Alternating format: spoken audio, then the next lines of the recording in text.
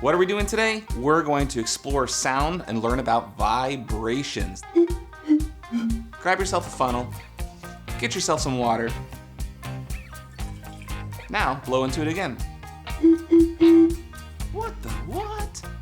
It's a different sound. Why is that? I've made the column of air shorter or smaller, and this means that the air molecules inside, there are less of them, and that means they can vibrate faster.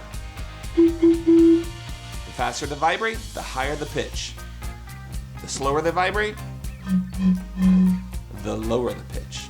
Grab that bottle, change that air column by changing the amount of water to change that vibration in the pitch. Until next time, keep learning full steam ahead.